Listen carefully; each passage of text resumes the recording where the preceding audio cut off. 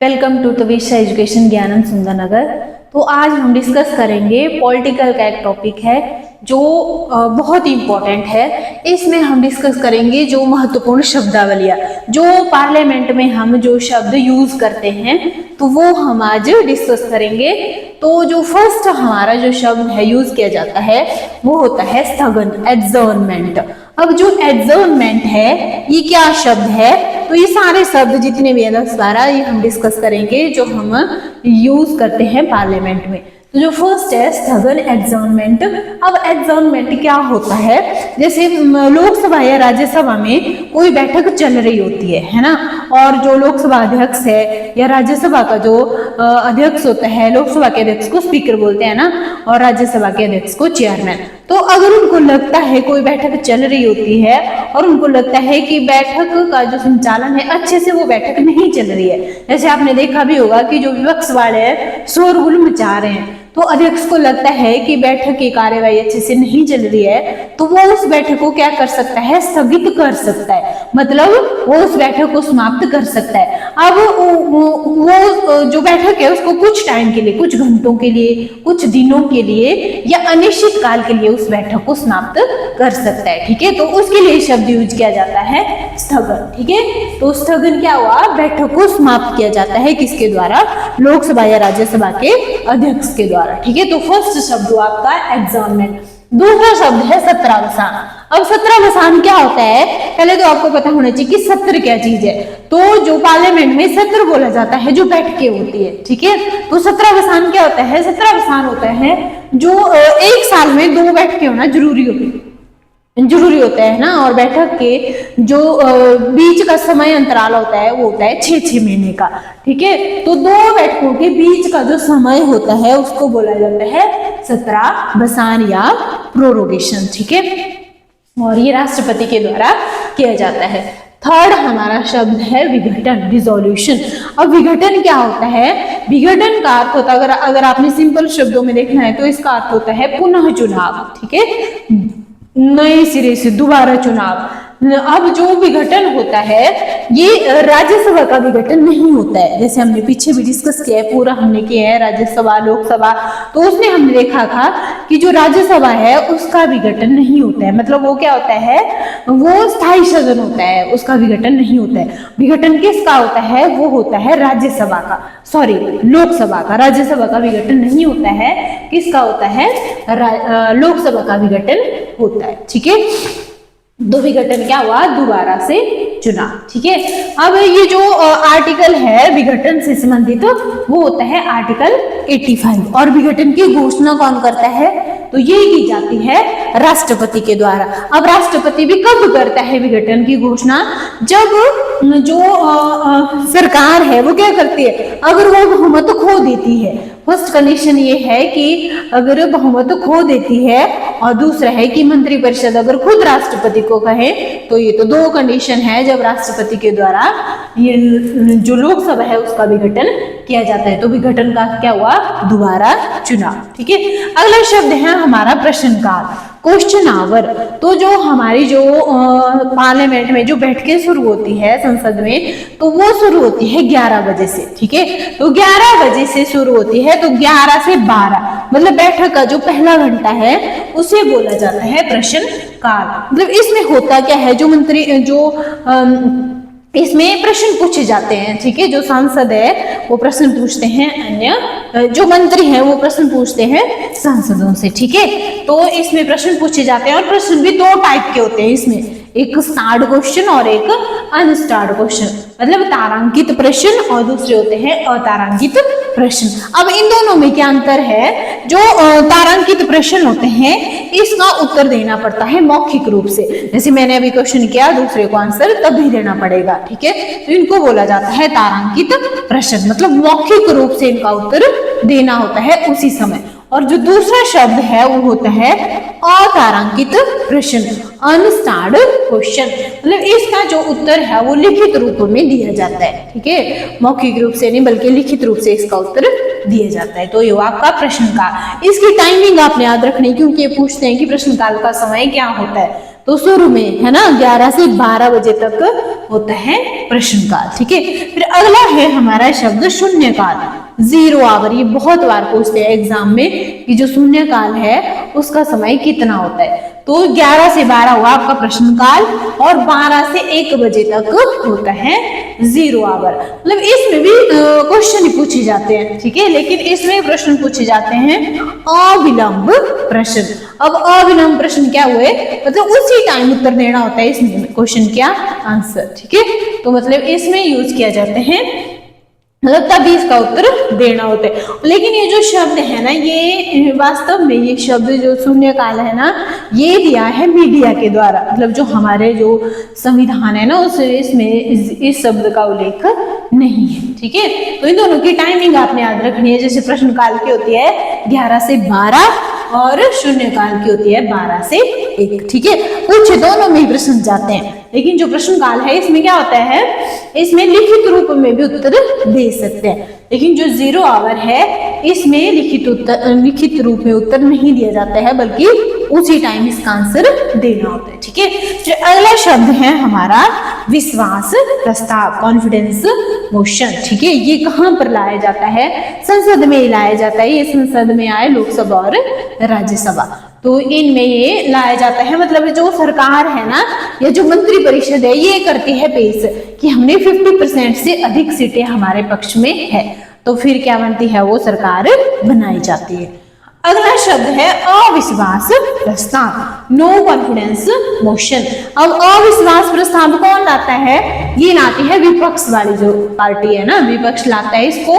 अगर मान लो ये जो विपक्ष वाले हैं ये भी कहाँ लाया जाता है, लोकसभा में लाया जाता है ना, राज्यसभा में नहीं लाया जाता है ये।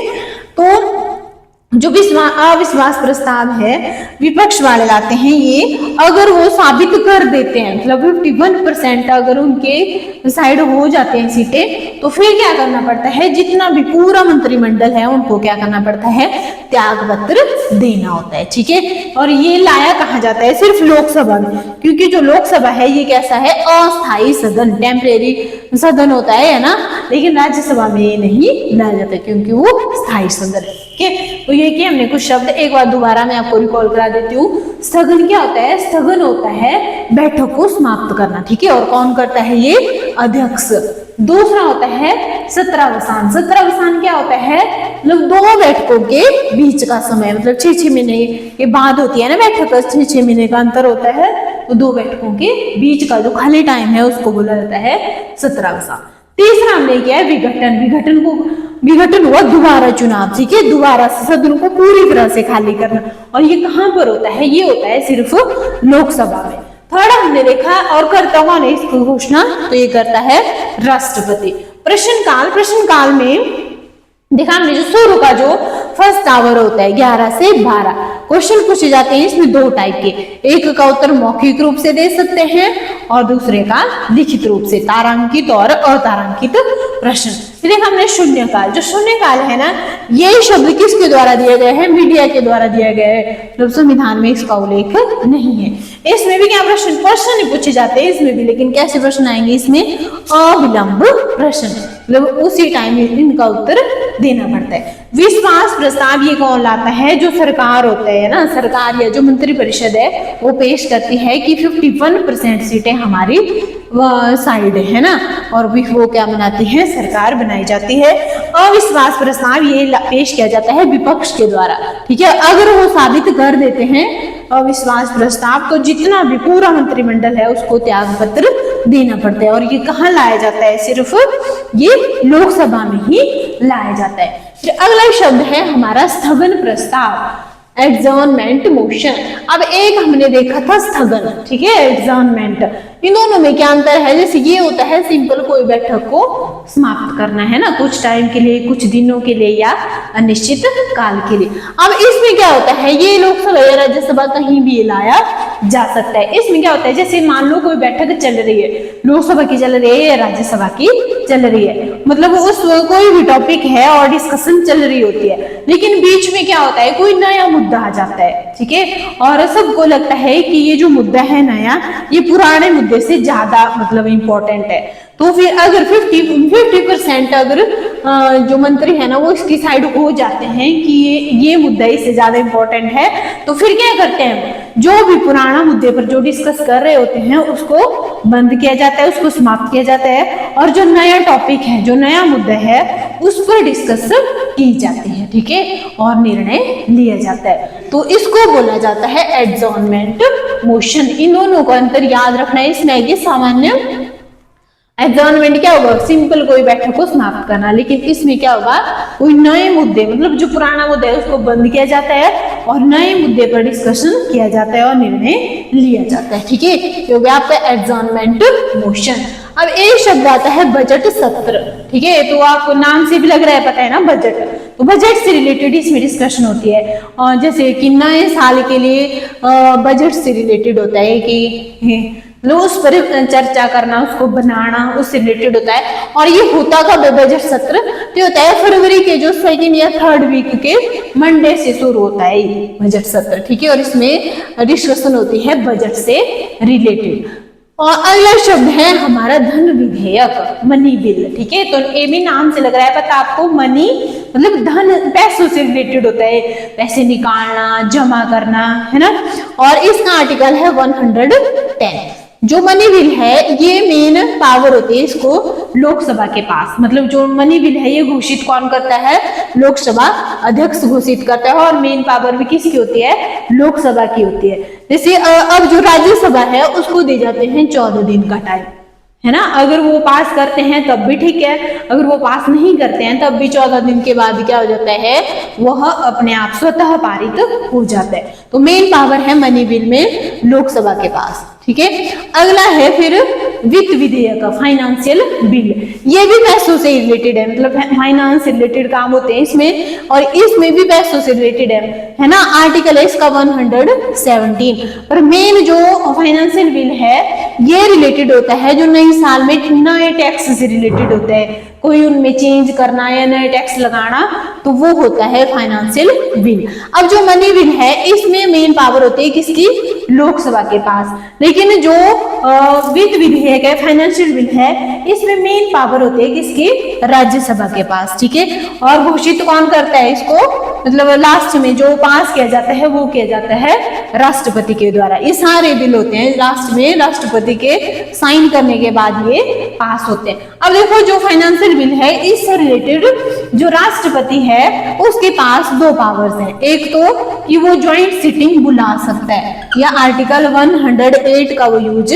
कर सकता है। ज्वाइंट सिटिंग हुई लोकसभा और राज्यसभा की जो संयुक्त बैठक है, तो इससे रिलेटेड वो ज्वाइंट सिटिंग बुला सकता है और वीटो पावर यूज कर सकता है। अब वीटो पावर क्या होती है, वीटो का अर्थ क्या होता है, वीटो का अर्थ होता है मना करना, मतलब वो इससे क्या कर सकता है, वो मना कर सकता है, ठीक है। तो 2 पावर है इसके पास, ज्वाइंट सिटिंग भी वो बुला सकता है राष्ट्रपति और वीटो पावर भी वो यूज कर सकता है, ठीक है। अब देखो जो अगला बिल है वो है संविधान संशोधन bill, constitutional amendment bill, article है 368।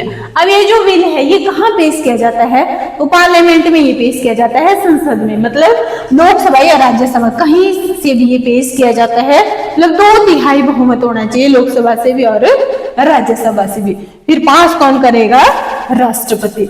लेकिन जो इससे रिलेटेड जो राष्ट्रपति है ना वो ज्वाइंट सिटिंग नहीं बुला सकता है और ना ही वो वीटो पावर यूज कर सकता है, ठीक है। फिर अगला बिल है साधारण विधेयक, ऑर्डिनरी बिल। अब इसमें आर्टिकल आएगा 107। अब जो बिल ना तो मनी बिल में आ रहे हैं, ना फाइनेंशियल बिल में आ रहे हैं, ना कॉन्स्टिट्यूशनल अमेंडमेंट बिल है, अब जो बच गए बिल वो सारे आएंगे फिर ऑर्डिनरी बिल में या साधारण विधेयक। तो ये भी कहाँ से होता है पारित, संसद से।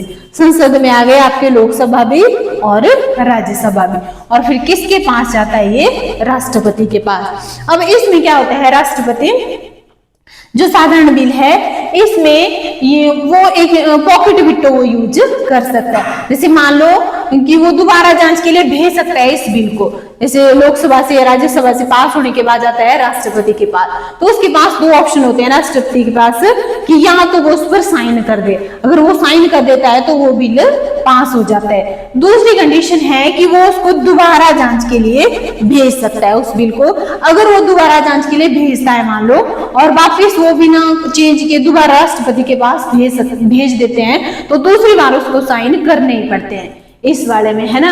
अगर एक शक्ति है उसके पास कि वो जो भी बिल है उसको अपने पास सुरक्षित रख सकता है, ठीक है, और इसको नाम दिया है पॉकेट विटो का, तो इसमें यूज कर सकता है वो पॉकेट विटो, ठीक है। ये भी विटो पावर की तरह होती है, पर नाम दिया है इसको विटो पावर, मतलब वो उसको वापिस ही नहीं भेजेगा, वो अपने पास उस बिल को सुरक्षित रख सकता है। अगला है, ये हो गया आपके मेन शब्द जो पार्लियामेंट में यूज किए जाते हैं। अब देखो जो अविश्वास प्रस्ताव है ये कौन पेश करता है, ये मैंने आपको बताया कि ये पेश किया जाता है विपक्ष के द्वारा। अब जो हमारा संविधान है संसदीय इतिहास में ये कितनी बार लाया गया है, तो ये लाया गया है 27 बार। अब सबसे पहले किस पर लाया गया था यह अविश्वास प्रस्ताव, तो ये लाया गया था 1963 में, ठीक है, और किसके खिलाफ लाया गया था ये, पंडित जवाहरलाल नेहरू के खिलाफ। अब सबसे पहले जिसको हटाया गया था अविश्वास प्रस्ताव के तहत, तो सबसे पहले थे मोरारजी देसाई, जिनको अविश्वास प्रस्ताव के तहत हटाया गया था, और कब हटाया था, 1978 में। इसके अलावा किस किस को हटाया गया है, जैसे एक विश्वनाथ प्रताप सिंह 1990 में हटाया गया था इनको, एक थे HD देवगौड़ा, इनको 1997 में हटाया गया, और अटल बिहारी वाजपेयी को 1999 में हटाया गया था, ठीक है। तो ये हो गया आपके मेन शब्द जो हम पार्लियामेंट में यूज कर सकते हैं। तो एक बार मैं दोबारा अगर आपको रिकॉल करवा देती हूँ मैं, तो फर्स्ट हमने देखा स्थगन। स्थगन क्या होता है, ये होता है बैठक को समाप्त करना, ठीक है, ये कौन करता है, लोकसभा अध्यक्ष या राज्यसभा अध्यक्ष। सेकंड हमने देखा सत्रावसान, ये होता है दो बैठकों के बीच का समय, और कितना अंतर होता है इनमें, 6 महीने का। थर्ड हमने देखा विघटन। विघटन का अर्थ होता है दोबारा चुनाव, और ये किसका होता है, सिर्फ ये राज्यसभा का, सॉरी लोकसभा में ही ये विघटन किया जाता है। और अगला हमने देखा प्रश्नकाल। इसमें प्रश्न पूछे जाते हैं, इनकी टाइमिंग याद रखनी है। जैसे प्रश्नकाल में होगा 11 से 12, ठीक है। इसमें दोनों टाइप के, या तो आप लिखित रूप में उत्तर दे सकते हो या तो मौखिक रूप से आप उत्तर दे सकते हैं। अगला शब्द है शून्यकाल। इसका टाइम होता है 12 से 1। इसमें भी क्वेश्चन पूछे जाते हैं, लेकिन इसमें उत्तर दिए जाते हैं अविलंब, मतलब आप इसमें लिखित रूप से आप उत्तर नहीं दे सकते हैं, इसमें आपको उसी टाइम आंसर देना होता है, ठीक है। फिर विश्वास प्रस्ताव ये पेश किया जाता है संसद में, मतलब जो सरकार है या मंत्रिपरिषद वो पेश करते हैं कि हमने 50% से अधिक सीटें हमारी साइड है। अविश्वास प्रस्ताव ये विपक्ष के द्वारा ये पेश किया जाता है, और कहाँ लाया जाता है, ये सिर्फ लोकसभा में। अगर 51% से वो अविश्वास प्रस्ताव मतलब पास किया जाता है, तो जितना भी मंत्रिमंडल है उनको त्याग पत्र देना पड़ता है। फिर स्थगन प्रस्ताव, ये एडजॉर्नमेंट मोशन, ये एडजॉर्नमेंट सिंपल बैठक को समाप्त करना होता है ना, लेकिन इसमें क्या होता है, मैंने आपको बताया कि इसमें होता है कोई नया मुद्दा आ जाता है ना, कोई डिस्कशन हो रहा होता है, नया मुद्दा आ जाता है, तो जो पुराना मुद्दा है उसको खत्म किया जाता है और नए मुद्दे पर डिस्कशन करके उसमें निर्णय लिया जाता है। ये हुआ एडजॉर्नमेंट मोशन। बजट सत्र, ये बजट से रिलेटेड होता है, कि नई साल के लिए जितने बजट के लिए चर्चा या कुछ भी बजट से रिलेटेड जितने भी होता है, और होता कब ये फरवरी के 2nd और 3rd वीक के मंडे से शुरू होता है। फिर मनी बिल देखा हमने, मनी बिल में आया कि ये पैसों से रिलेटेड, धन से रिलेटेड होता है, कोई भी मतलब इसमें कोई उधार लेना, जमा कराना, तो पैसों से रिलेटेड जितने भी काम होते हैं वो आते हैं मनी बिल में।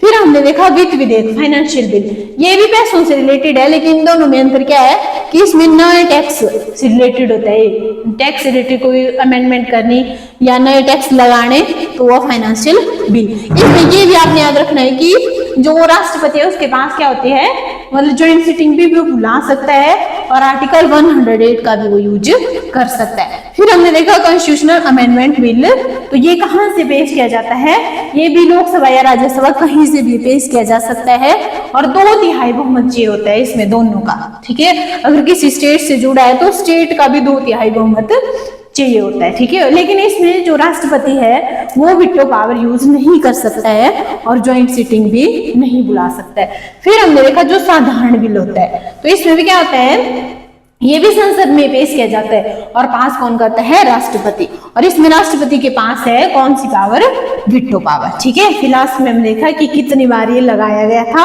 और किस किस पर ये लगाया गया था। तो एक बार आप इसका स्क्रीनशॉट भी ले सकते हैं। And thank you.